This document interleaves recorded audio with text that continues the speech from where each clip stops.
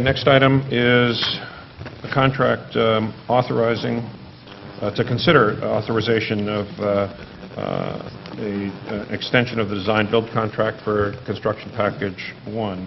Mr. Jarvis, good morning. Yes, good morning. Barely. Chairman Richards, members of the board, CEO Morales. Yes, I'm Scott Jarvis, Chief Engineer for the Authority. And this is an action item. It's item number 7 on your agenda, which is a request for authorization to negotiate and execute a change order to extend the northern terminus of Construction Package 1, or CP1.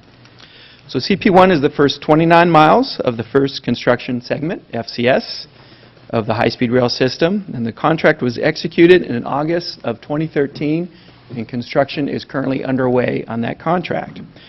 The current CP1 northern limit would be extended from south of Avenue 17 in Madera County northward approximately 2.7 miles to near Avenue 19 in order to advance construction through the Central Valley.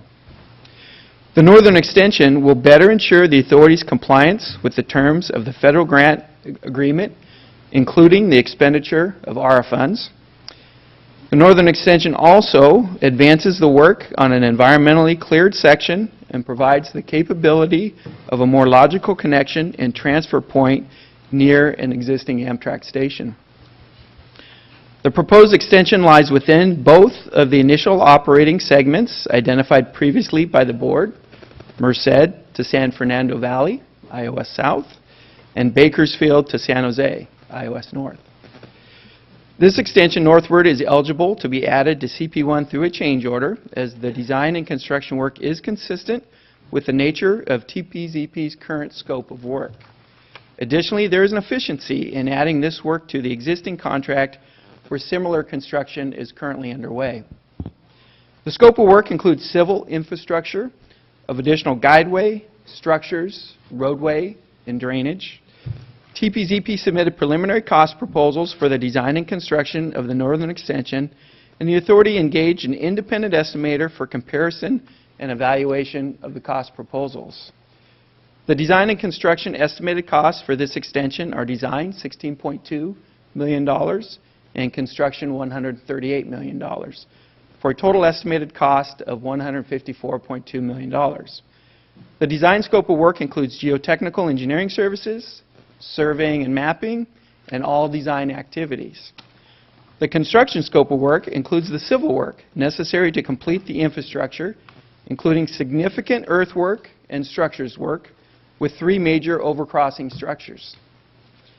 An 18-month construction duration has been proposed by TPZP for this additional work. This change is anticipated to predominantly be concurrent with existing CP1 work and therefore should not significantly affect the overall construction schedule. To avoid TPZP including significant contingencies in its cost estimate, the authority is electing to pay for third-party utility work and hazardous material surveys and remediation using a provisional sum. Additional investigation on impacted utilities will be performed during the design and preliminary construction stages, so the cost of third-party utility work can be more accurately estimated. Staff will also develop a contingency amount for risks borne by the authority. After conducting these analyses, staff will likely return to the board at a later date to seek further approval of a provisional sum and a contingency amount for this work. The authority now seeks the board's approval to negotiate and execute a change order for a northern extension to the design-build services contract for CP1 in an amount not to exceed $154.2 million. I would now be happy to answer any questions that you might have. So before I turn to my colleagues, it was raised before. Can you just confirm for us that this change order will also have within it the adoption or the implementation of the authority's goals on small business participation and disabled veteran business participation? Yes, I can confirm that. Those provisions of the contract are not changed as part of this change order. All right. So, yes. Okay. I'll have a comment in a moment, but are there questions from members? Director Rossi, microphone. Yes. as you look at page 3, the contingency paragraph which you just discussed, Yes. I have been informed that you don't have a contingency allocation for each mile of track. So I'm not going to ask you that. But what I am asking is that we would assume that, I mean, given what you just said, it sounds like we're going to create this contingency as a result of all this additional work. The fact of the matter is, Nope. it's already in the budget. There is a contingency, and We're just that's the gonna adjust it. contingency we're going to allocate. That is correct. Okay. We're going to do an analysis on this 2.72 miles of design sure we and get the construction allocation work. right. We can pull that out of the Right. existing unallocated contingency and allocate it to this Right. project. So there's not a real budget issue here, other than understanding how you pull forward Correct. the appropriate allocation. Yes. Right. In other words, that would have been associated with this segment of track in some other segment of the project. We need to pull it out of that and assign it to this segment of track. That's correct. Okay? Other questions? Yes, thank you, Mr. Chairman. I Mr. didn't Ross. recognize you, but go ahead. Oh, okay. But you were looking at me. Well, I was kind of looking at Ms. Lowenthal, but that's all right. I'm sorry, please, Bonnie, no, go ahead, no. Come on. I'm Vice not- Chair Richards. I'm not going to do it.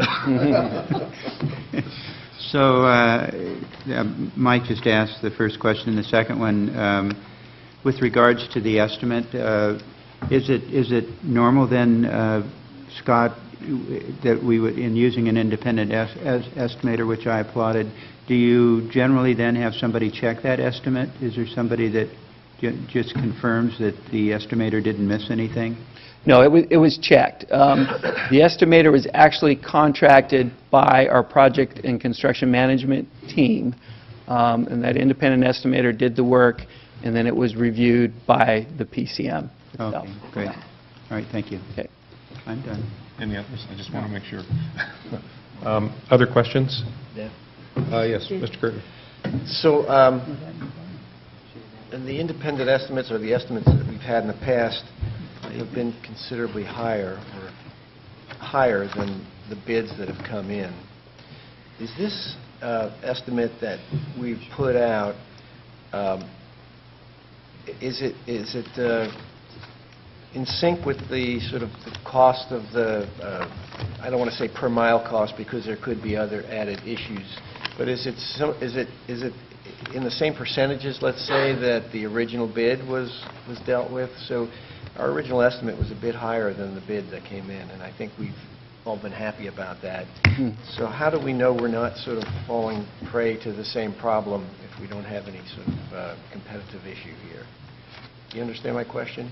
Yes, I do.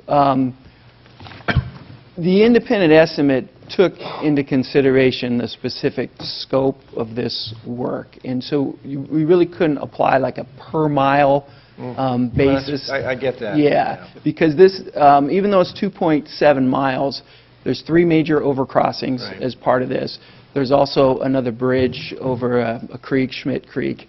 So the independent estimate took that scope of work into consideration, pulled out those specific structures, the guideway necessary, and so forth. So we feel like we were able to have a very strong verification of the contractor's proposed price based upon the specific scope of work Okay. of So this of was this also segment. a contractor's proposed price as well as our estimates kind of work together? Yes, we use the independent estimate to compare the contractor's proposed price. Okay. Yeah.